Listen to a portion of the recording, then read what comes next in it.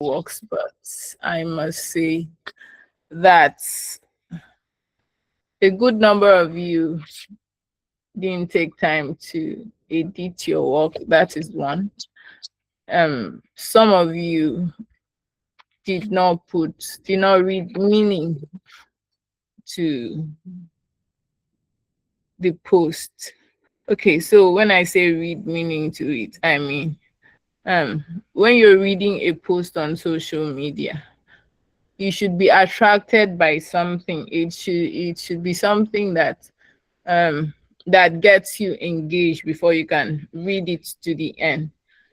But most of your posts are not interesting to read, even though the topic of the day is very, very interesting.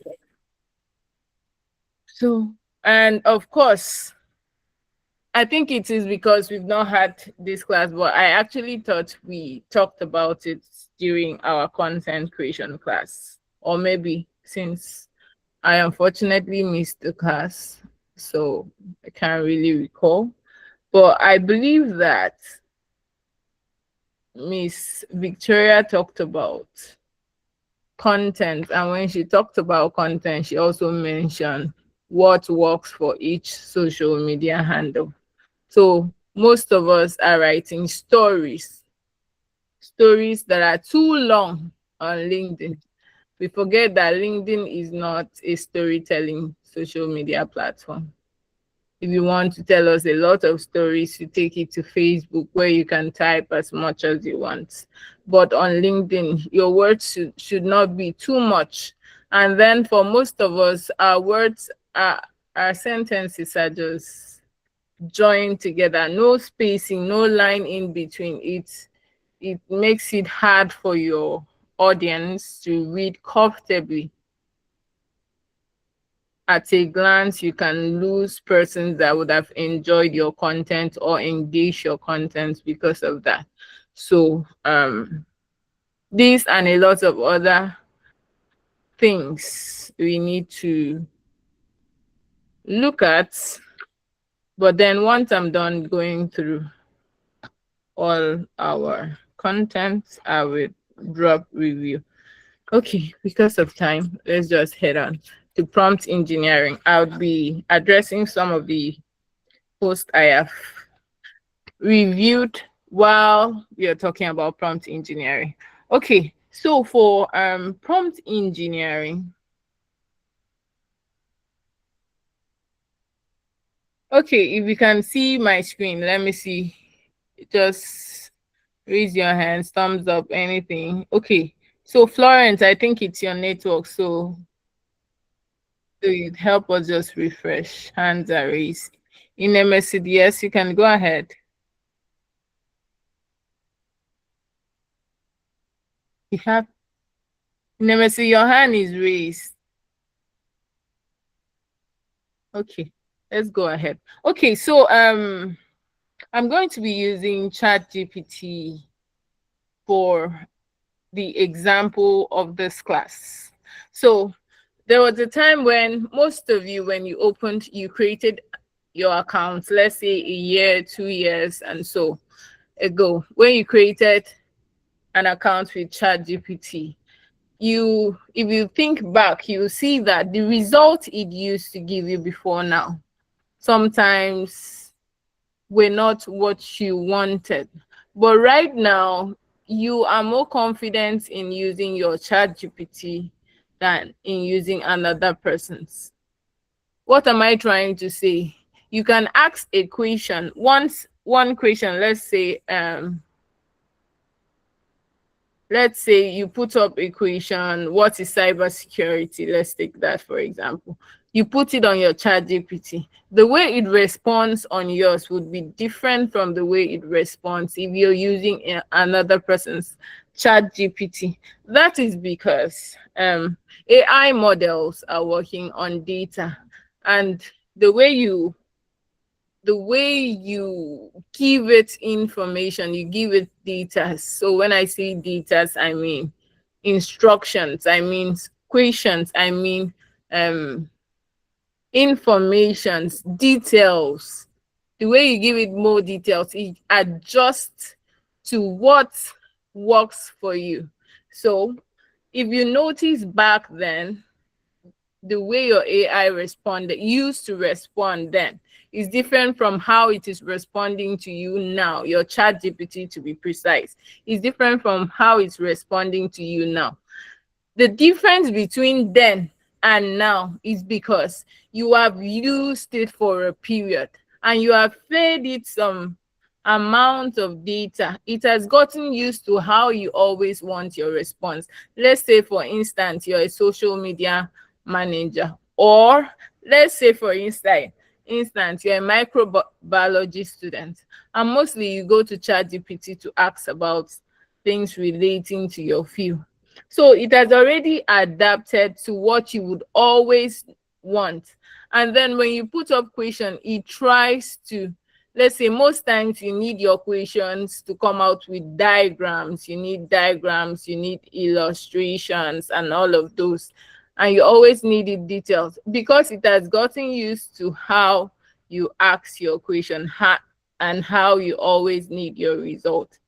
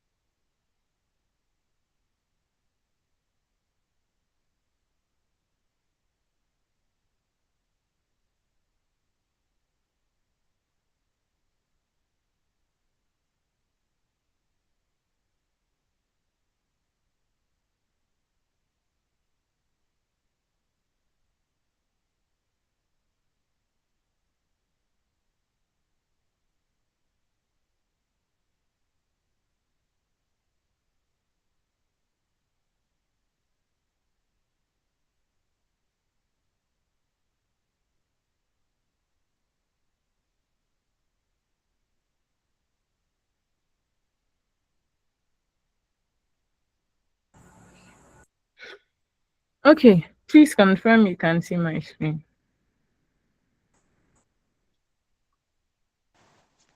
Yes, Okay, so I can see it. thank. Me. Okay, so yes, I was talking about prompt engineering.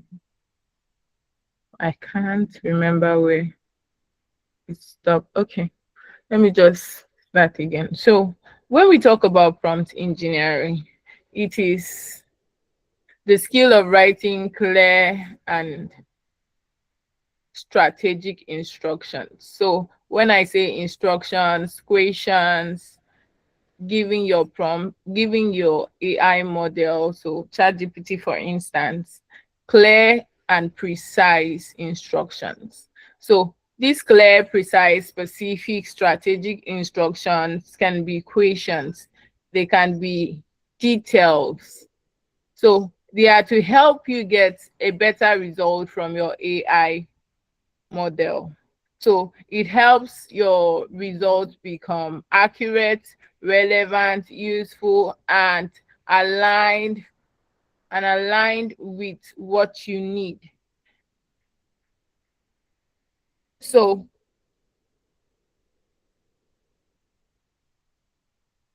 the quality of the prompt directly affects the quality of the result. So this is to mean that how you ask your question, the information you give your AI model directly affects what kind of result, what kind of result you are going to get, what kind of response you're going to get from it. So let's say you need a slide presentation for your boss on let's use environmental safety, for example. You need a slide presentation on environmental safety for your boss, and your boss needs to make that presentation tomorrow morning at a students conference. So your boss is going to a student conference to make that presentation to students. So let's say more like a big person coming to educate the young generation. So he or she can be very busy and comes to you and say, oh, help me with my presentation slide. So in cases like that where you have, most times you can just go and say, oh, I need a presentation. Okay, before I go ahead and answer it.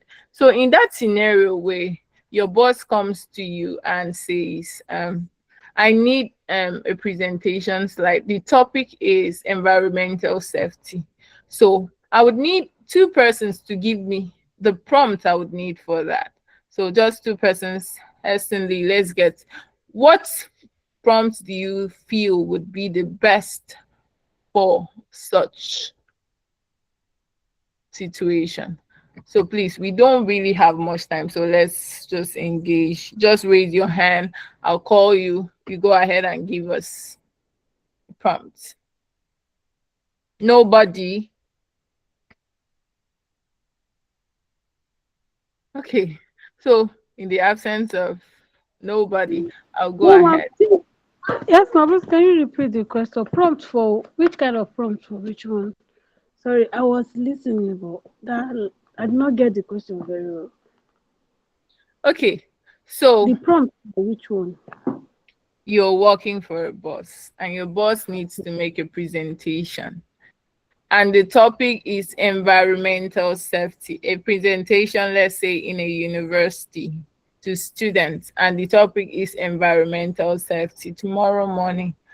What prompt do you think would best describe this, would give you a good result for this topic? Okay, on a ChatGPT, right? Any If AI model you're using. okay, if I were to be the one to respond, I would say the ChatGPT to give me a full definition about environmental safety that can be used as a lecture or in a university as a lecturer. Okay, Full a full definition. definition. Yes. Okay, full definition of environmental safety for lecture. Okay, good news. Go ahead. Good evening, ma. Can you hear me? Yes, I can hear you. Okay. To me, based on the way I usually fix my prompt for my chat GPT, I would say in such case, based on environmental safety, I would tell my chat GPT, I need a prompt with the topic environmental safety. Make it broad, well detailed, and make it presentable for a higher institution level. That's what I would say. You said you need a prompt. Is that what you said? Okay. No. I said I need a topic. I need a presentation slide, maybe a presentation slide or for a topic environmental safety. Then I would tell ChatGPT, make it broad, well analyzed for a presentation slide or something. That's what I would say. Okay, thank you. Good news. Then Chinyere, go ahead. Okay, good evening, ma. So, if I'm to say something, I can tell ChatGPT, acting as a professional project coordinator, write Why a does it look project. like you are reading? Why does it look like you are reading it somewhere?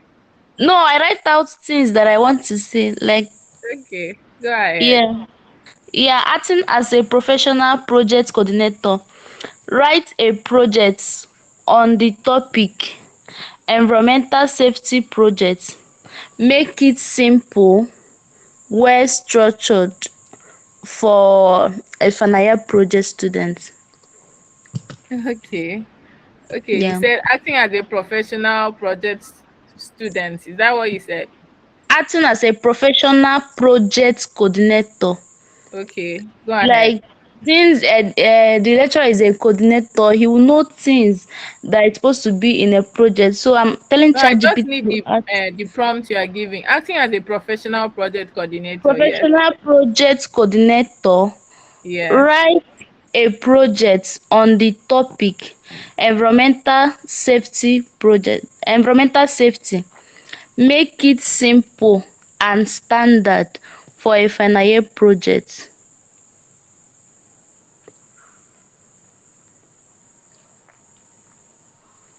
Can you hear me?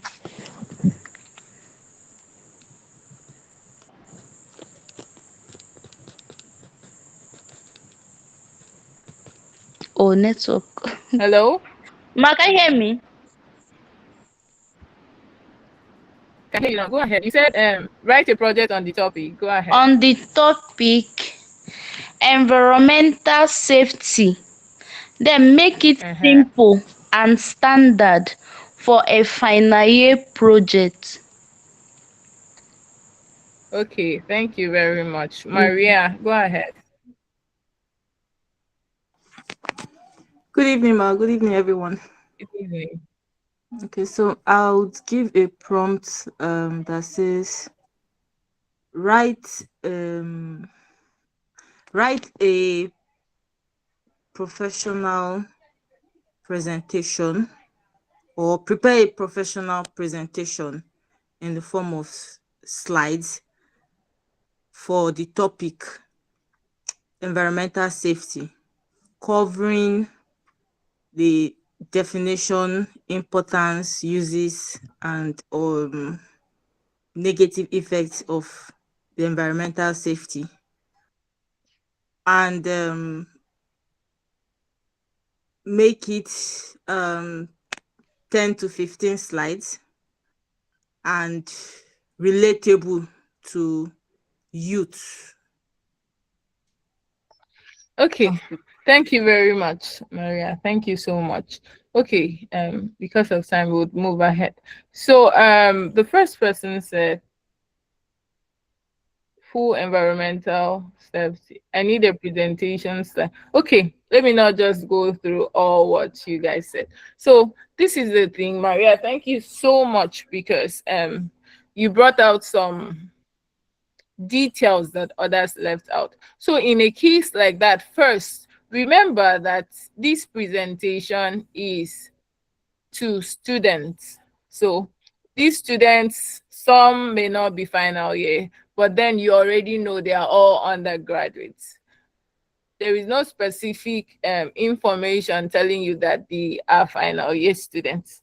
So you can't align that presentation to final year. And then it is also very important that you note that this is a lesson. This is more like a class, an educative material, and it is a presentation slide. So you should indicate what you need is a presentation slide. Then you indicate how many slide, what number of slides do you need? Is it a 15 slide presentation? Is it 20 slide presentation? And then you also indicate that you would want it to be detailed because you would want it to include the meaning, the importance, the negative side, how it affects students. All of those things you should bring it as you remember. And then you should also put out you should also include in your presentation, maybe a you should also include in your prompt, that you would want it to be relatable to students in university. That is because you would also want that slide to be something engaging, something students can easily understand. And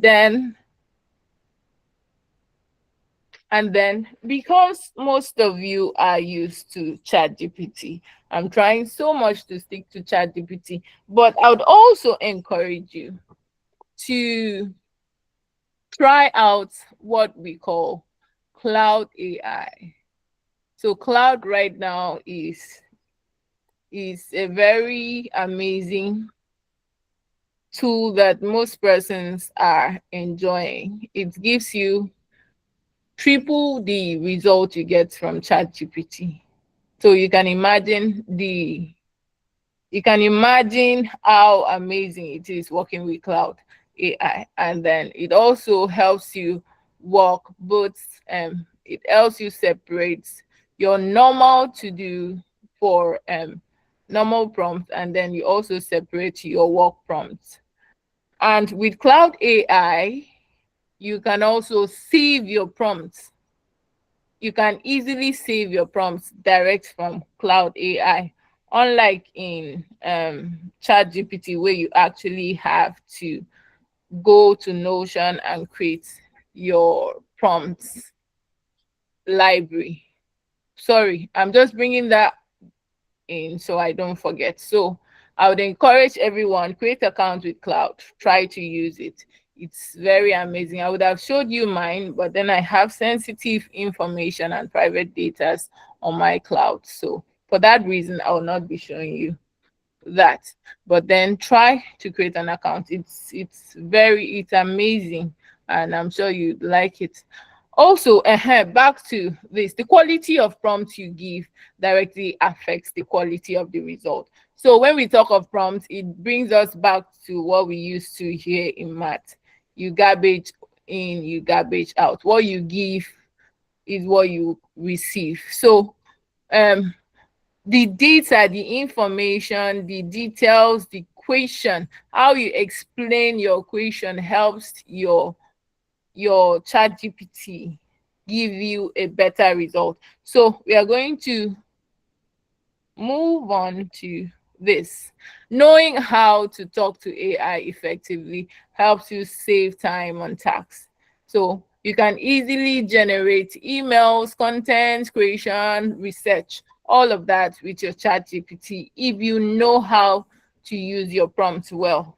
You can also improve work quality, creativity. You can manage multiple tasks effectively, and you can automate repetitive work with precision. So when I say automate, it doesn't mean that you would just always come to ChatGPT and just put up a word. That's why I mentioned prompt library. So prompt library is where after you've tested your prompt and it gives you amazing results. You take it there, you save that prompt there so that you can collaborate with others. There are other people that might need that prompt, because the longer your prompt is, the better result you would get. So when I say longer, I don't just mean writing so much. I mean giving more details. So giving your chat GPT more information. So the more information you give it about that topic, about that question, about what you need, helps it generate a better result. So imagine spending, for most of us that are in Gen AI, imagine spending as long as, let's say, an hour, 30 minutes to generate prompts. And then it finally gives you a result. Instead of discarding such prompt, it is best that you save it somewhere, because especially when you're working around VAs, emailing, and social media, there are times that almost on a weekly basis you have to reuse the same kind of things, and maybe just change dates or change the client or change where you want to send it to. So all of those things makes it easy for you to repeatedly just be using a prompt. For that reason, after creating an amazing prompt, creating a good prompt, you can always save it somewhere so that you can easily automate your chat GPT or your cloud AI to always give you results just by altering maybe a word or a client or a topic or a word under it. So that's how automation works for prompts. Then we have, yeah. So this is one problem I had with most of it. I think it's the same issue that Miss Victoria had with you as well. So most of you you just copy from ChatGPT and you paste and you post. So others go they try a bit to edit and remove all those emoji, but then the problem is that you don't even take time to put your words. Mostly AI, all this AI content, we can get it just by going to ChatGPT. We put it, we get it.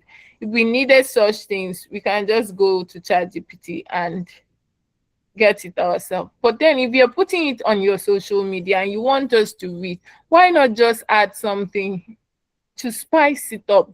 Put some originality to it, add some words from yourself, add some things that will make it more interesting.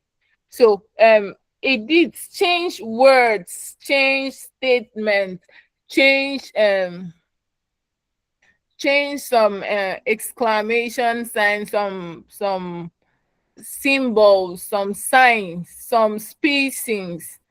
Do a little work on it, let's say 5 to 10 minutes. Just edit it. Let it be realistic. There are some encoded statements that mostly we already know. These statements are mostly from ChatGPT.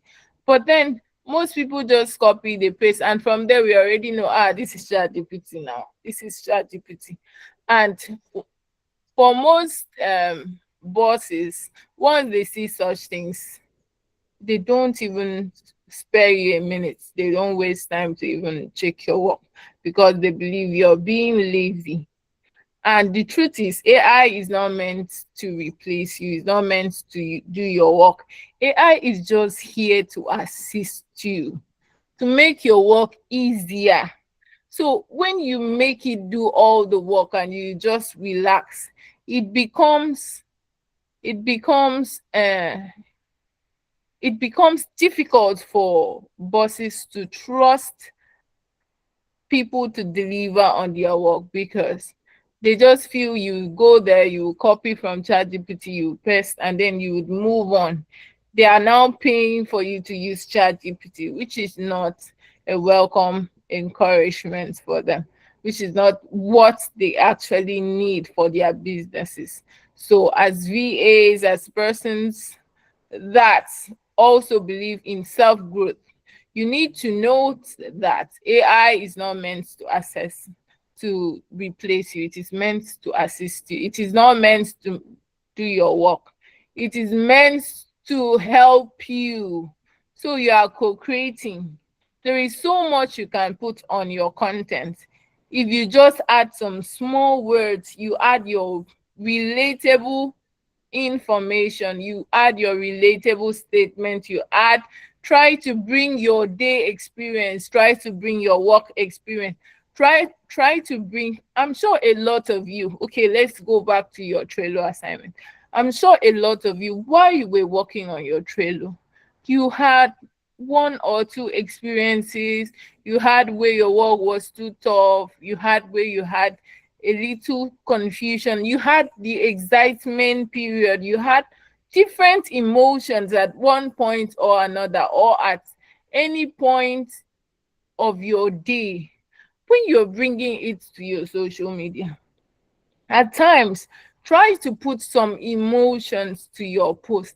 Let it be that, oh, you're talking about a Monday morning, and everybody know Monday morning is a stressful day, especially for persons working on site. So as someone that is also working on site, going to ChatGPT to just ask for content, you copy and paste, is harder than having to sit down. You get that content, you edit, and then you remember, oh, today the day finished before I could even finish the task for the day. It was running, it was seeming like the day was shorter. And then you get to see that there are some persons that experience the same thing at their end, and they're like, ah, thank God it's not only me. Oh. Or maybe today the network was really bad, it was frustrating. And you will notice that there are some persons that also have network issue. Most people would like to drag MTN almost on a daily basis. So imagine you talking about that and then pouring out your frustration, and then you now also express how you had a terrible network. You are dragging people would be interested because it is relatable. And there are people that that naturally they don't engage, but because of the topic you brought and because it's relatable, they will want to engage. They'll be like, ah, even me. Oh, they will now bring up, oh, my network, MTN, ATL, and all of that. It now makes your content more engaging because you've brought out something that is relatable to people. That is you bringing out your emotions, that is you adding emotions, that is you trying to get people's attention based on things that are relatable. But then if you just go to ChatGPT and you just copy and paste, you don't know where ChatGPT is. Not you now. It doesn't know all what we are going through in Nigeria. It just works based on data that we've given it at different points. So it cannot actually relate to all of this. But if you put your soul to it, put your soul to your content, you copy, you edit, you add your words, it helps you make it better.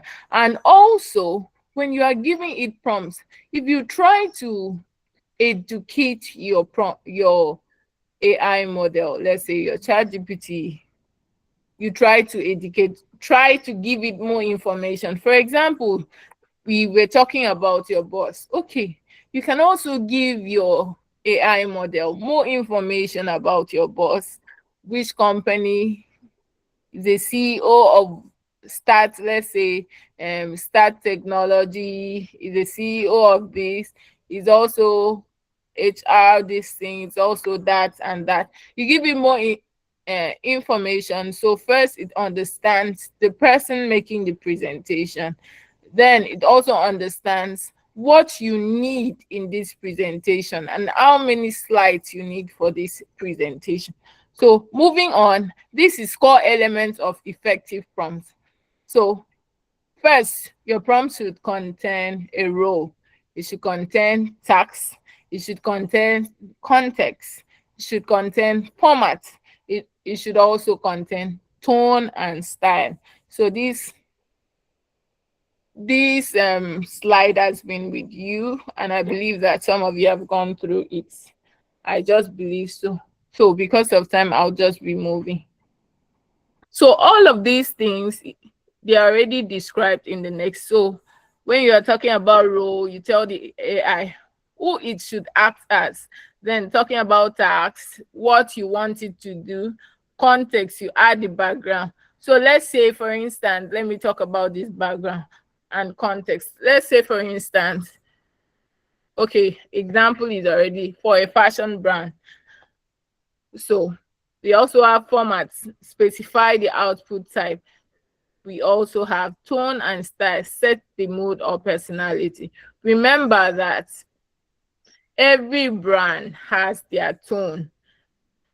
They have their brand tone, their brand color, and their brand name. All of these are part of what we call brand identity. So every brand has brand identity. So whenever you are working with you're trying to create something for any of these brands, you should always try to implement brand identity. So brand identity, their brand tone, their brand colors, their brand name, all of that cuts across the brand identity. Also, you should know that prompt engineering or prompting is simply put explaining in details equation you've given to your prompts. So for instance, let's say you ask your prompt, what is cybersecurity? It gives you an answer. Then you want it more detailed. Let's say for a starter, you're starting, you really don't know much about prompting. So let's say that the result you have does not really carry everything.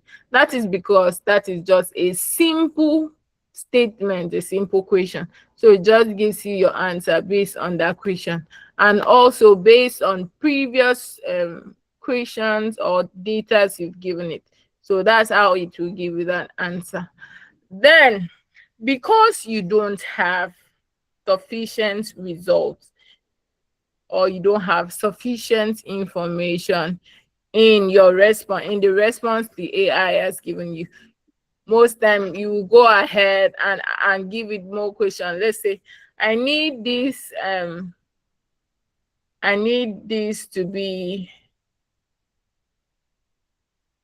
I need this to be longer. I need it to contain this. I need it to contain the meaning, contain the importance of cybersecurity. I need it to be on 15 slide presentation. So you would want to give it more of these details so that you can get the result that you need. So giving it, putting up these details after it, and once it gives you an answer, most times it might be what you want. If it is not what you want, you still want to give it more information just to get what you want. So the process of giving your chat GPT informations and data over and over again in order to get a good result is called prompting. It's called prompting. So the process of giving your chat GPT informations or explaining your question over and over again in order to get a perfect result is called prompting. But the process of knowing what to give your chat GPT, giving it, or let me say, giving it the correct question and data to enable it give you the right result is called prompt engineering. So prompting is you asking that question and explaining it over and over again. But prompt engineering is you having the knowledge of how to explain that question to ChatGPT in order to get the perfect response or answer. Okay, so now, how do you improve your prompt? First, prompting is a process. You refine as you go. So nobody has perfect prompts. You refine your prompt as you go. So mostly here we use the format of an offer letter. So first we have a wrong prompt up here where you have write a perfect offer letter to our new UI UX recruits. That is a very wrong prompt because it is short, it lacks details. But then the second one is draft a perfect offer to our new UI UX trainer who is to resume on Monday. Now remember, offer letter is one information. It is to a UI UX trainer. The trainer is to resume on Monday. The trainer is to work on site. The trainer needs to acknowledge the letter by signing and remitting. And then there should be a page 2. So there are more information in this second draft than the first draft. So with this second one, you would get a better result than the first one. So this is what I mean when I talk about refining your prompts. So you refine your prompt, you add more information, you explain it so that you can get a better result. Then tools that helps with prompt engineering. So we have ChatGPT, Gemini, and Cloud. Gemini is mostly for image generation. So you can always try that out. All of these things are popular AI models generative AI models you can use. I'm sure a lot of us are very, very familiar with ChatGPT. It's what we use every day.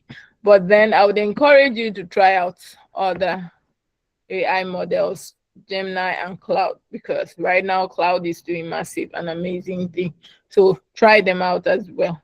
Then we have Canva Magic Write, we have Notion AI, we have Copy AI. So I talked about Notion initially. Notion is a powerful tool, but one of the functions of Notion in prompt engineering is it can save as your prompt bank. So you can create a prompt library with Notion. You save your prompts.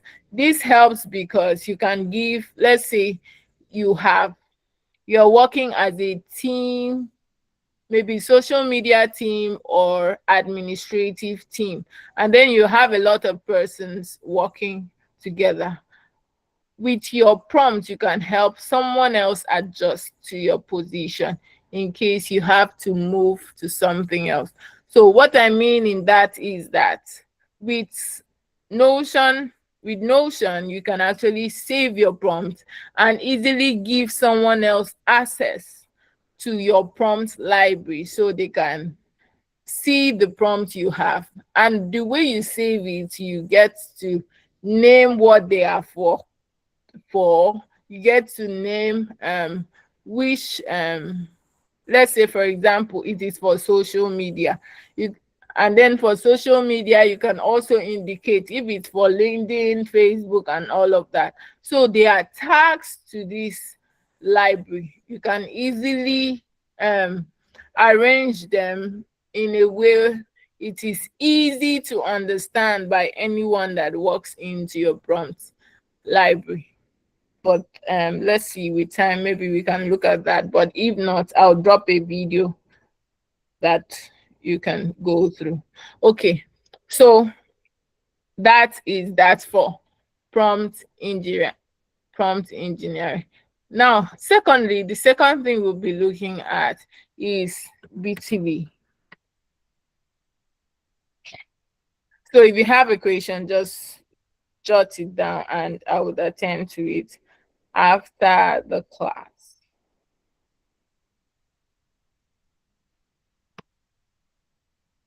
So I mentioned that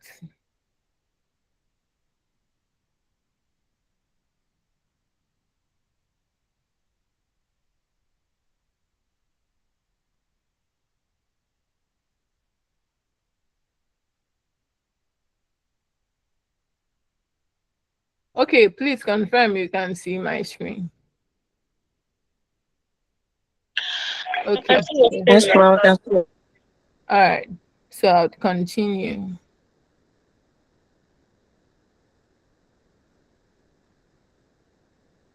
Okay, when if you're using Bitly for the first time, you'd have to sign in. And I mentioned that Bitly is a tool used in shortening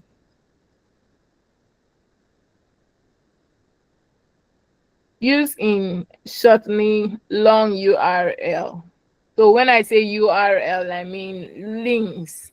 So there are links that you copied from your sheet, from your Google form, from YouTube, and all of that. You can shorten it, or maybe it's a company link, let's say registration link. You can shorten it, and you can customize it with the company's name or your brand name.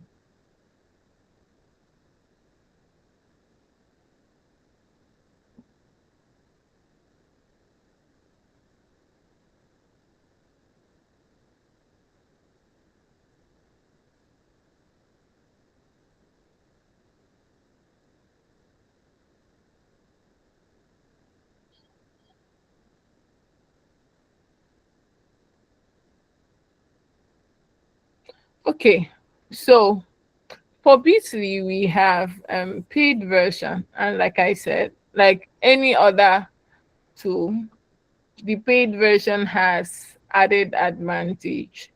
So with paid version, you get to see how many people have clicked on your link and how many people have reacted to your page. So with this, first you can use it to shorten your long links.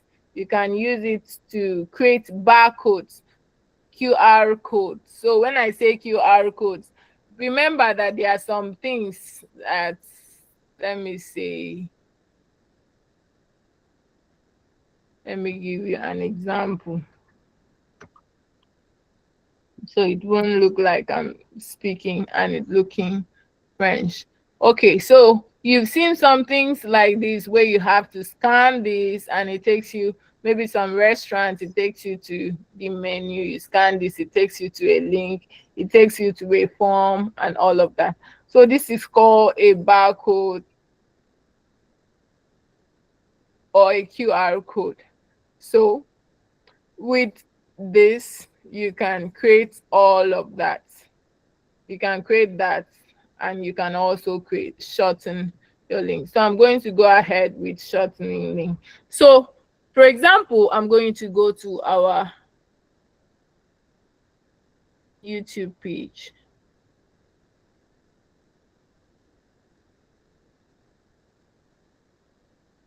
So I'm going to go to YouTube and copy a link.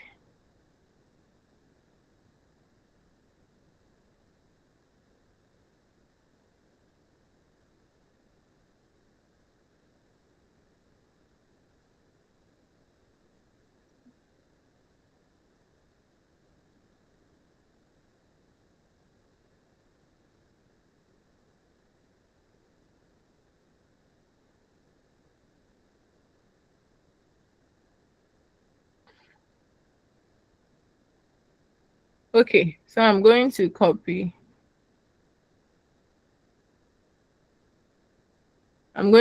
this link, and then I'm going to bring it to our Bitly.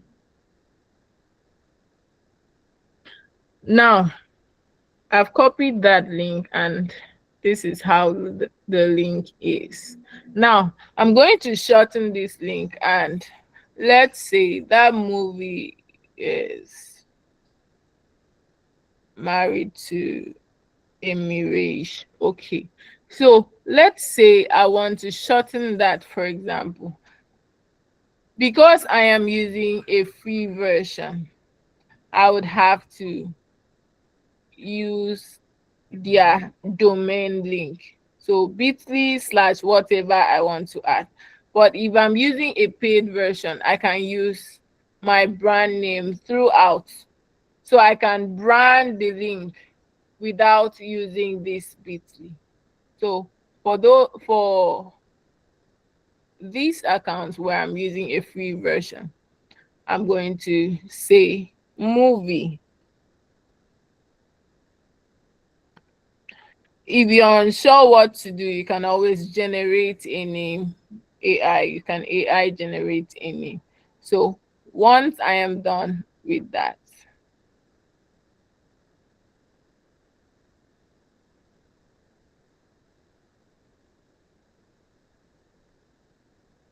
okay, so I already have something with movie.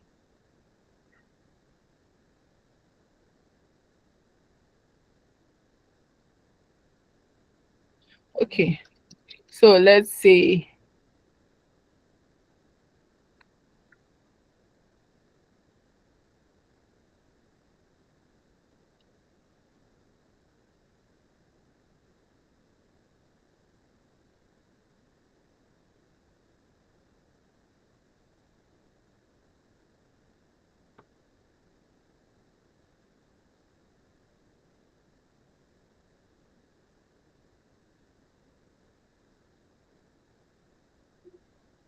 okay, so I've gotten sample names I can use. So I can say YouTube slash movie.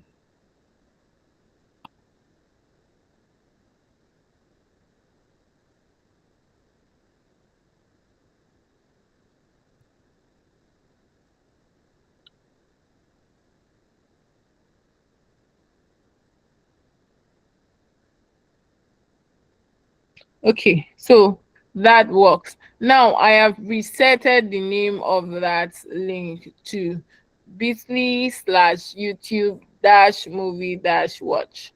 So now I can copy this link and share it to anybody I want.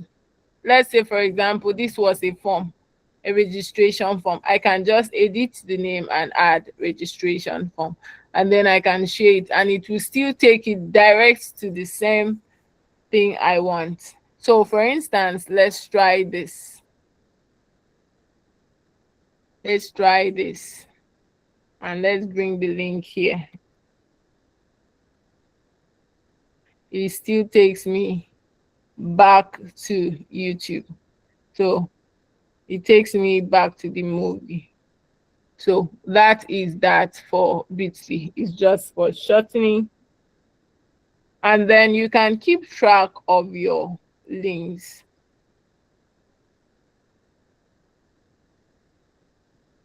Can keep track of your link. You get to see engagement. If you pay for it, it will also tell you the links, the devices, the referrals, and all of that. So this is a powerful tool for people that are trying to make sales. They're trying to make sales, or you're trying to do online marketing. It helps you keep tracks of which link people are really engaging, or and also which QR code people are really engaging. It with this also you can create a landing page for your site. You can create a simple landing page by just clicking, and then you add a link to it. But today we are just focusing on links. So for links, you have shortening your links and creating a QR code from here. So the same way we created this, you can just click on create QR code, and then you add that. But then note that you have limited numbers of usage per Ma, month. your Once screen you is have, not moving. can you see it now? Yes, ma. Yes, ma'am. Okay. So note that you have a limited number of users. So both for links and your QR code. Once you exceed it, you would have to wait till the next month to use it again. So it's always important that you are careful how you use it. So your analytics here is used for noting how many engagements you have, and how many active links and quotes you have. Then you also have campaigns. You can create campaigns, newsletters, and all of that for your pages and your YouTubes.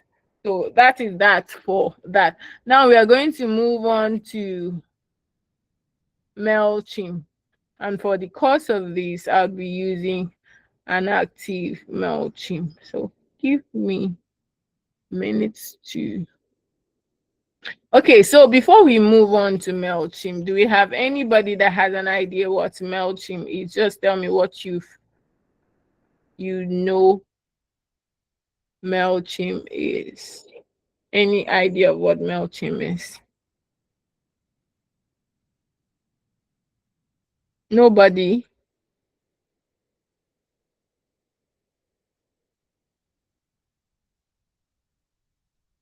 Nobody here has idea of what MailChimp is. Okay, so I'm going to go ahead to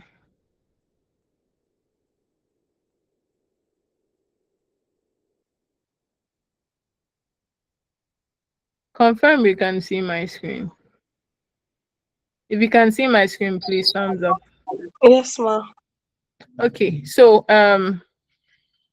I'm bringing this here. I'm teaching us this because mostly I've been opportune to be in interviews for VEs and because I'm digital marketers, and it's terrible to note that most persons do not know how to use MailChimp, even after years of being in the VA sectors. And it is, and MailChimp is a very important tool. Important because it's just like our Gmail. MailChimp actually makes the work of mail sending or email marketing, as you would say, easier. So easier in the sense that unlike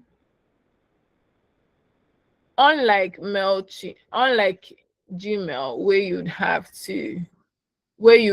to indicate the person's um email address and indicate the person's name and then be sending individually. With MailChimp and and knowing how to properly use it, you can send a single mail to as many people as you can. So for free version, you have um you have limited contacts. So when we say contacts on MailChimp, it is the persons that you can send mails to.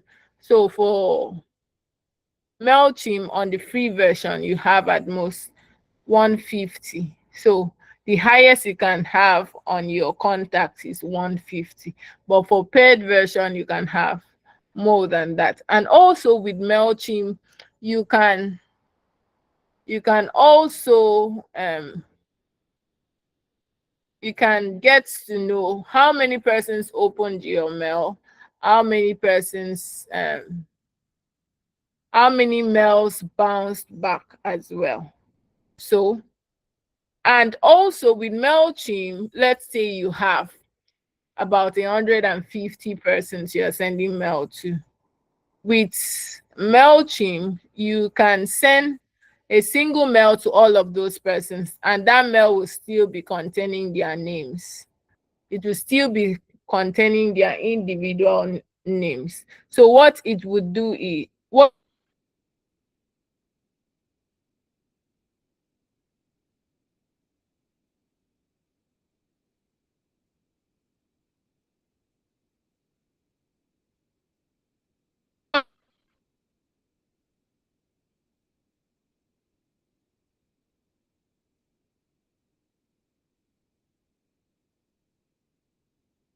that an email marketing tool, and also it's someone's hand is raised. If you can see my screen, please. Thumbs up. Can you see my screen? Okay, so if you cannot see my screen, then it's your network. It's your network. Just okay. Give me a minute, please.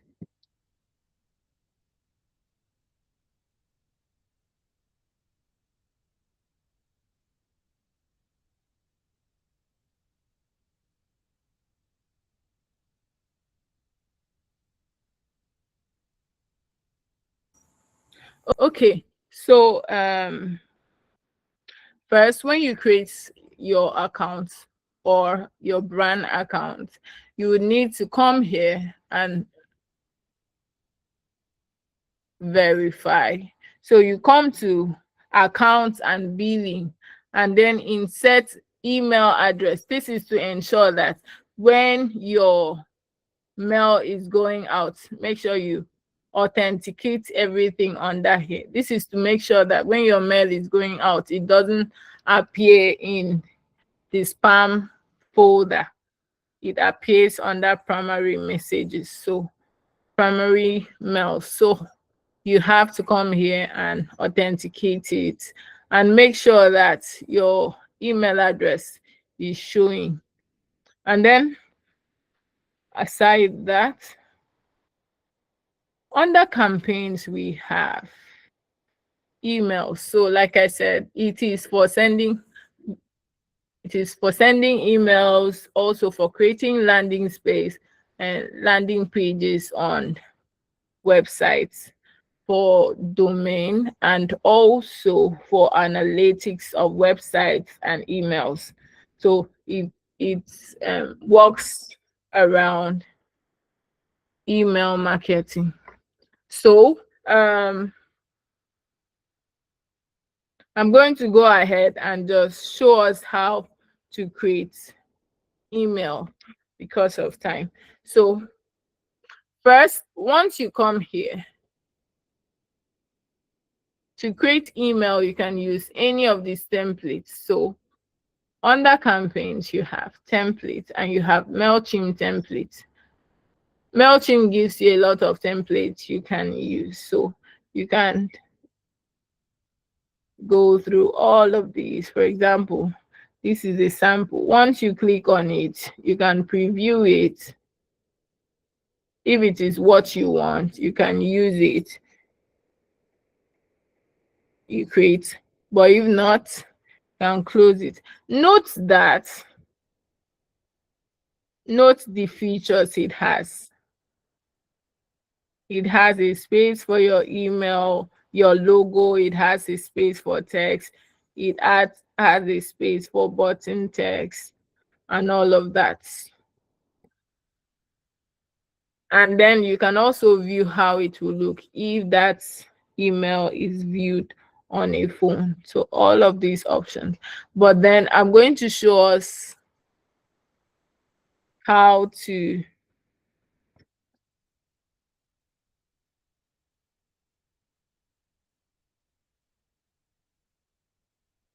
so all of these are samples available. But then I'm going, because of time, I'm going to just show us how a proper mail with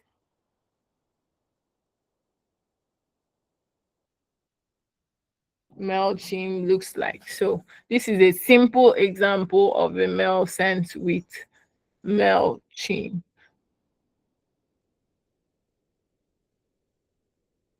Okay, so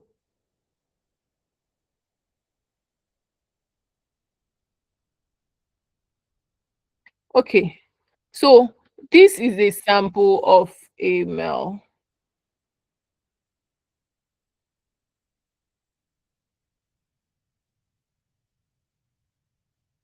A mail. And this is created after editing.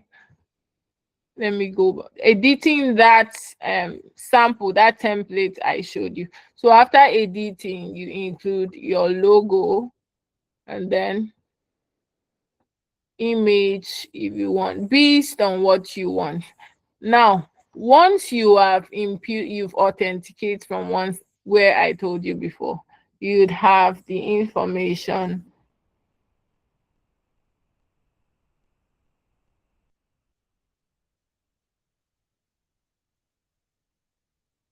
You'd have the information of always having your email as a default email to send the mail from. So it will always indicate that it is sending from this particular email every time a mail is sent out. And it will be sent to primary folder and not to spam. So first, this is a sample of a message of an email sent from MailChimp. First, it has all this content block. It has images, it has headers, it has paragraph. So you can always drag and drop this under where you want to insert them. You can always drag it and drop wherever you want to insert them. That is an option you can use. Or if you want to edit a content that is already here, you can just click on that content and you can edit it. You can click on it, edit it. You can attach some, you can replace and all of that. Once you click on all of them, you have options. But this is something you will try out on your, just try out from your end, just showing you how it works. Because of time, I'm moving very fast. So note that you can insert links and you can insert links and logo or symbol in the same place. So for instance here, this, Sorry, coach. I know. I think you should take your time. There's no need rushing it. Just take your time so that they can follow. I'll just continue on Wednesday. Mm. okay. Okay. So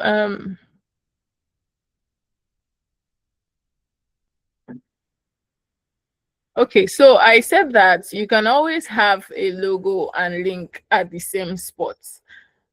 And how you have your logo is, for example,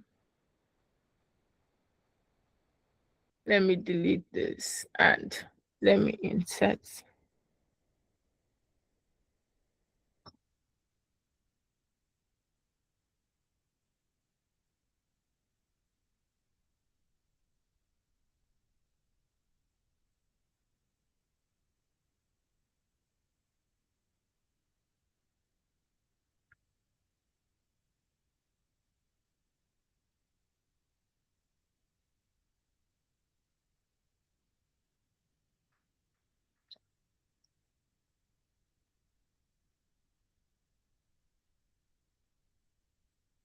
Okay, so first here, I can change this from a text box to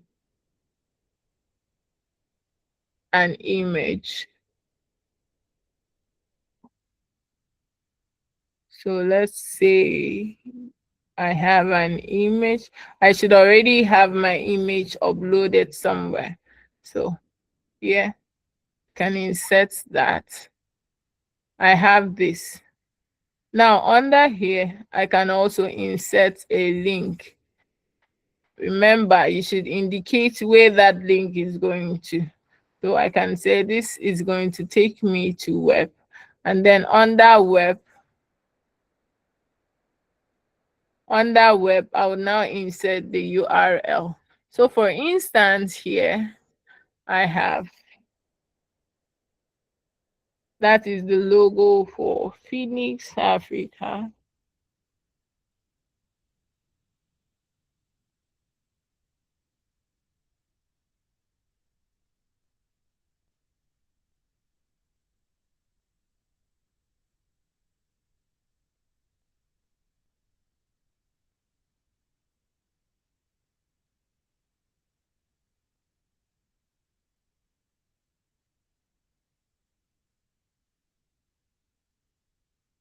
Okay, so I've copied that and I'm going to take it here and insert it here. So once I insert, I have my link and I have my link and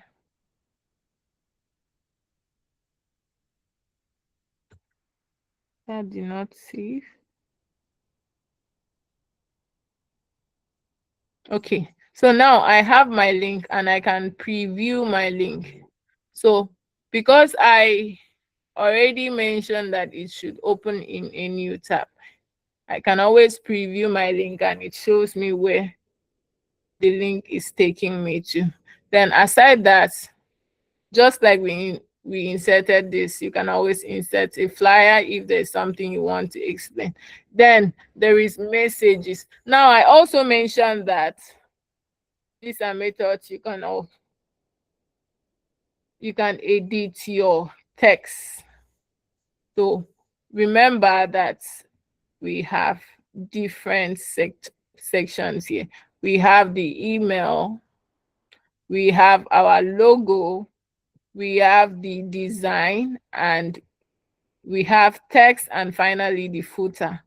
So the footer here, you can always insert, you can always add links to all of these. You can add links to this.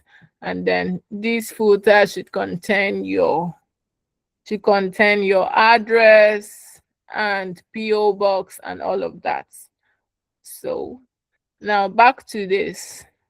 I mentioned that with MailChimp, you can send mail to 1,000 persons or more and still maintain their name. So that is because most times you've used the right code. So when I mean code, in MailChimp, there are some tiny codes that you'd use to alter. And also in MailChimp, if you have basic knowledge in HTML, CSS, you can also alter some codes because this is built on visible codes. So because this is VA, we will only focus on what we can see, all this text. So now, if you look at my text here, you see that I'm using the content, hello, F name, L name. So F name stands for first name, while L name stands for last name. So in a case where I want just first name to be there, I would only have F name there. Also note that I have asterisk before this function, this code, and then asterisk also. These two asterisk indicates the beginning of my code and the end of my code. And then this also indicates the beginning of my second code and the end of my second code. And because after the first and last name, I would like to have a comma, I'll still have to indicate my comma in my mail. So now, after doing this, and I've checked that all my contents are correct and what I want, I can always preview what my viewer or my recipients would see from their end. So preview, and then you can see here it uses the option test. So test is the person's first name, the person's second name. So it will show the person's first name and the person's second name, and then my comma before it continues. You can always view it, how it will look on a phone, and you can edit it also. Now back to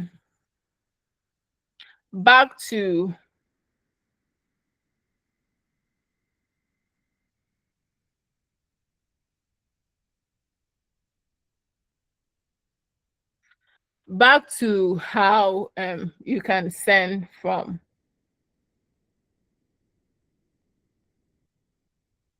MailChimp. So this is one of the major problem people have. with MailChimp. It is how to add emails to MailChimp and how to properly send mails from MailChimp.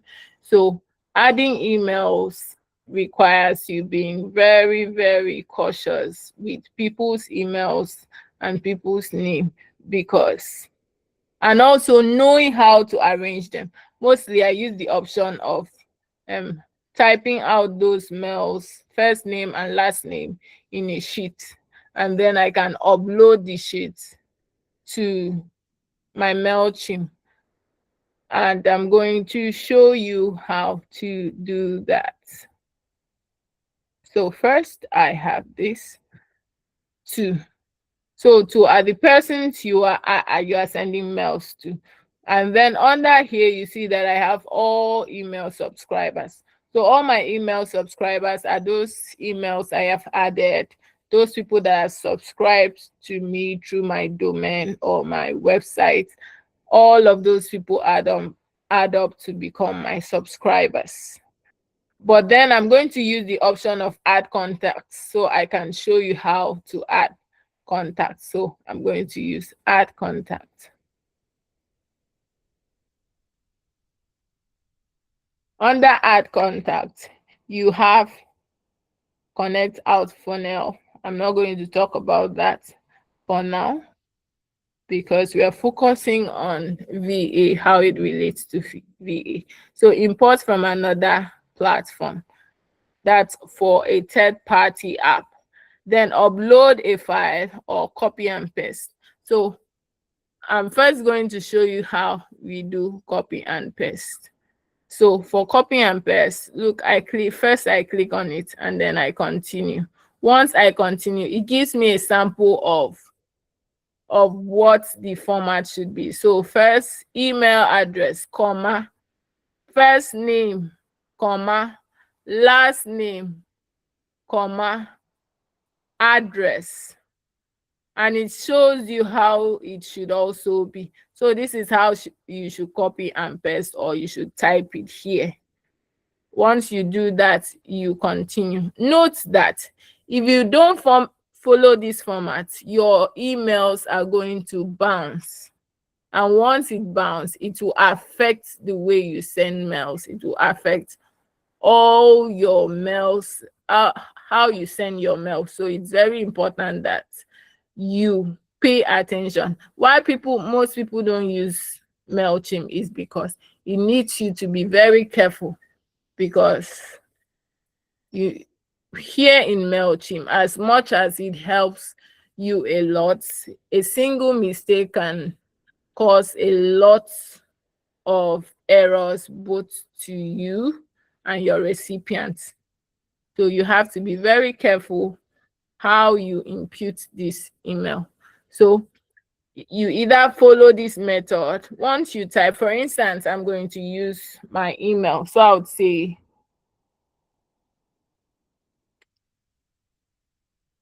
it says email, first name, last name. So I'm going to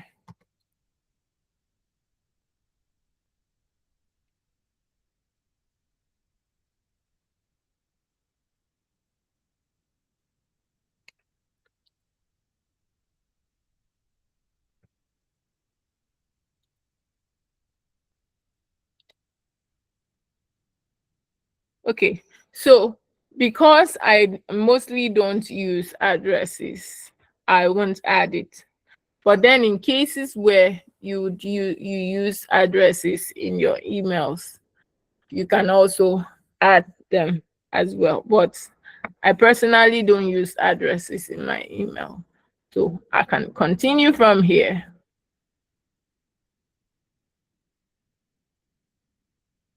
So once I continue,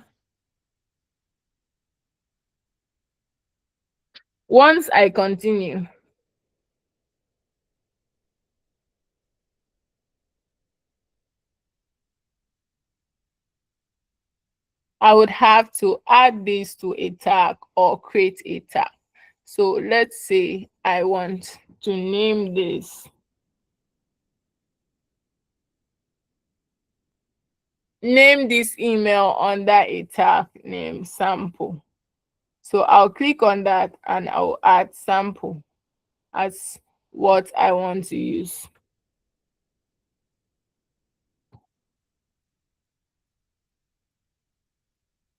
And then I'll continue. So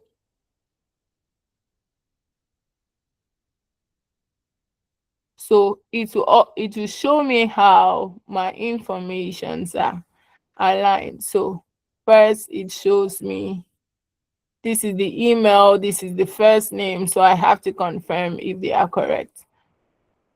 And then I would continue. Now, note that when you choose subscribe status for your contact, it indicates that you've gained permission to market to them. So, like I said, this is part of email marketing. So, your subscribers, your contacts are all people you can send your marketing newsletters or emails to. So, it's always good that you add them to subscribers. So you can click on that and you finalize it.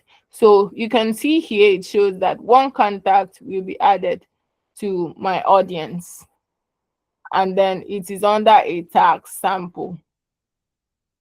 So once I click on import, that contact, that email is added to my list of contacts that I have. But then because I want to use that mail again, I'm going to go back and use the option of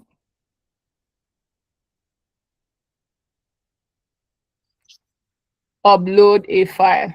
So I already have a file. I already have a sheet where I typed out email address. So let me just show you that.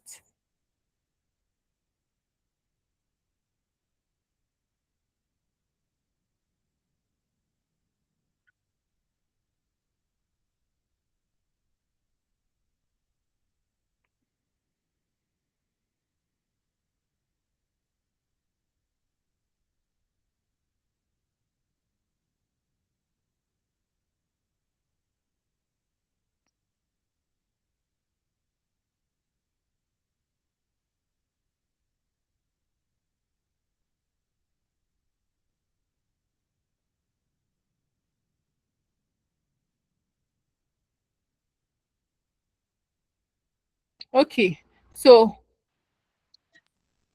say you have a lot of emails you have to send mail to.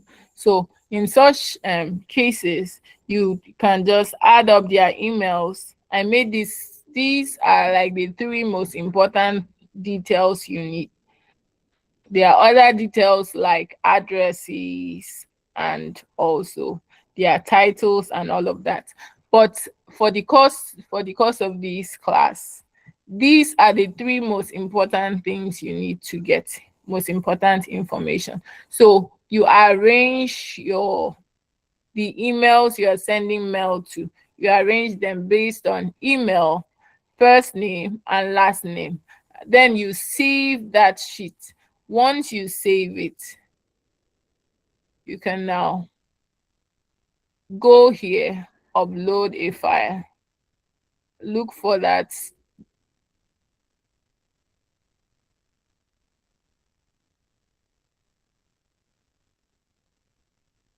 Look for that.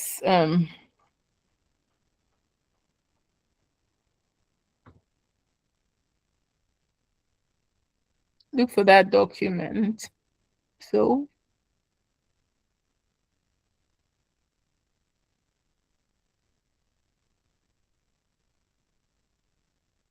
okay, so I have it as untitled spreadsheet. So once it is uploaded, I'll continue. Same steps you use. Remember, choose method, upload, organize, add a tag, match, subscribe. Then you complete and confirm. So the same method for all of them. It's just that you would first have to choose what method you are using. Then it's the same steps, it's the same steps for all of them. So say continue, then I'll add them under that sample. Continue. So now it gives me how my sheet is updating. So this is email, this is first name, this is last name. So if this is correct, I can continue. If it is not, I would have to go back and check and make sure that my sheet is arranged properly. So from here it is correct, so I would continue and make sure that it is subscribed. Then I can finalize. And from here, it gives me a summary that I am uploading 96 contacts. So once I have done that, I'll click on complete import. They would all be added to my contacts or audience as it would be. So, okay. So now my contacts did not update, they didn't import because I have already imported these contacts to my, they're already part of my contacts. That is why they are not updated here. So I can also view the errors I have here.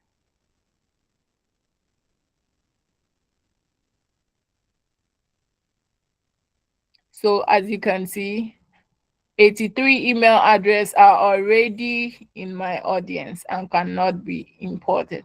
So this is the reason why they've not been imported. Then I also have that 2 email addresses are missing at symbol. 2 email addresses are role-based. 9 emails have been unsubscribed. So these are the errors that have made it impossible for me to add my contacts or the emails I want to use. So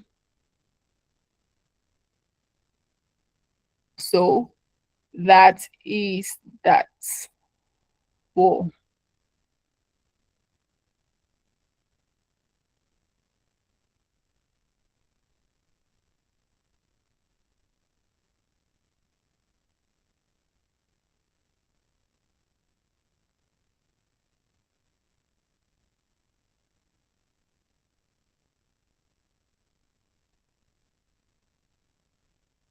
Okay, so now let's assume that we've added the contact. Now, once you have your contact added, like here I already have my contact, you should also ensure that your audience are under your brand, the brand name or your name, the name of the account. Then you should also give this a title. So let's say this is sample. Then after giving that a title, you should also, once you add your contact, it will also show. Then you can decide how you want to send.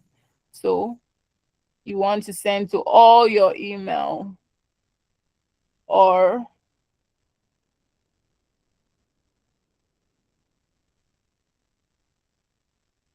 you want to select and send based on tax. So remember that when I was saving contact, I was showed tags. So remember, I created a tag in one of them, sample. So you can choose either of these tags. So tags means how you want to group your contact, the contact you have on your email. So how you want to group them is what makes up your tags. So you can have tags for social media, you can have tags for VAs, you can have official tags, you can have workspace and all of that. So all the tags makes it easy for you to group your recipients. So it's more like a grouping name. So you can select, but if you want to send to everybody on your contact, you can just use all email. Then we have from. Always ensure that your name is showing.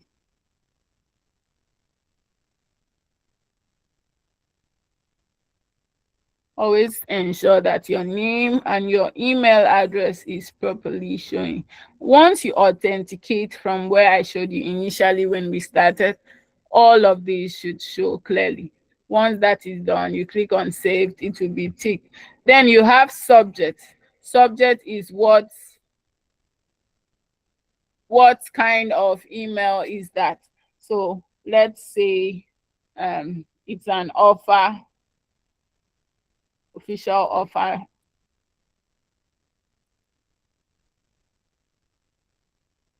I'm just using this for an example. So official offer letter. Then we have preview text. So preview text, mostly you see that emails are sent and there is a subject line and another message under it. So preview text can be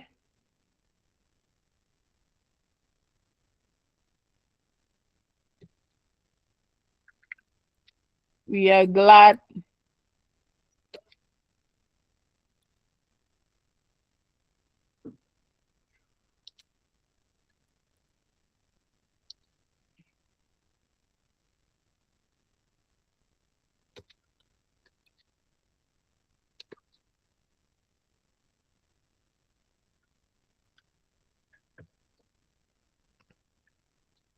Okay, it's just a brief line to introduce your mail. So you can have that and save it. Once you save it, it will be ticked as done. Then you have send time. So for paid version, you can schedule. So you can schedule just like we did in Gmail. You can decide when you want to send out the mail and when the date you want to send it out, and then also the time you want it sent. So you can send it, and then at that time it gets delivered to your contact or recipient. But for free version, you can only use send now option. So once you click send now option and you save, that option is saved there. Then you have content. Content is editing your, yes, mommy.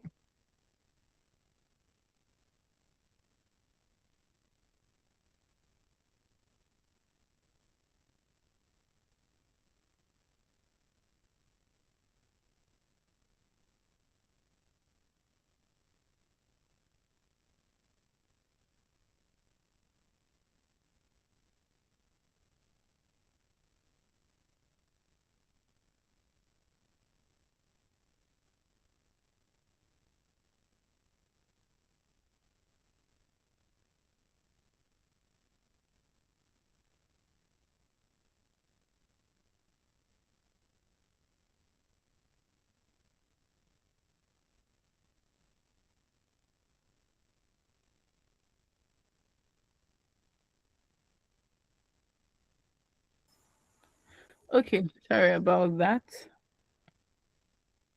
Okay, so you have content. Content is editing your design to make sure that everything is okay there. So content is just all of this. So once you do that and you preview, it's always important you preview. And then for persons that just start using MailChimp, always try to send a test email. So send email to yourself. Always change this recipient for the first one. Send it to yourself first to confirm how it will look before you send the mails out. So once you do that, if you want to enable social cards, you enable. You want to create a social post, you can do that. You can edit this and create a social post. Once you've done all of that, you can go ahead and click send. So once you click send,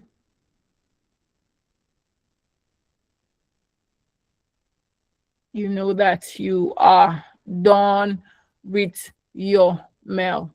So that is that for MailChimp. Now,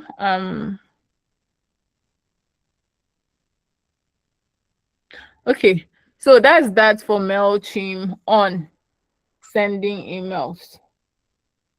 So, do we have any question?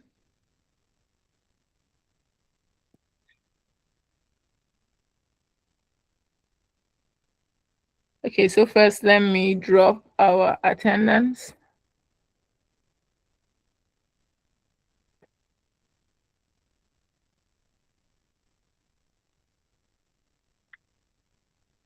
Okay, so that's the attendance. You feel that?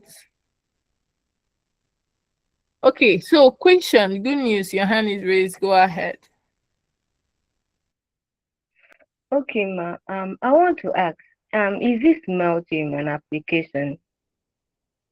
Okay, yes, it is more like a tool, an application, yes. But if you mean application you need to download to your phone, then no.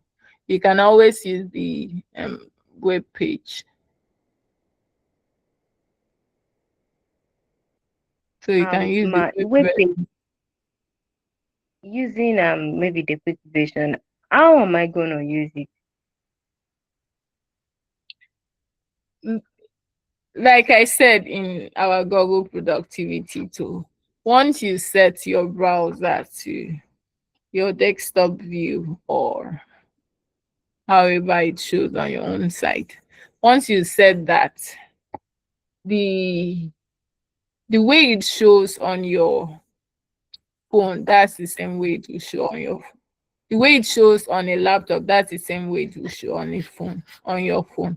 So it will just need additional stress of you zooming in to pick those points that you need. But then every other thing will just be the same way. Okay, thank you, ma. All right. So I think there's no other question. So we are cleared on prompt engineering, cleared on Bitly, cleared on MailChimp. Okay, at this point it's already 9:20 something. Okay, so at this point it's safe to say thank you so much everyone. It's been amazing. So have a wonderful night. Make sure you sign attendance. And there is no assignment. Take that as a bonus from me. No assignment for today. So good night, everybody. See you on Wednesday.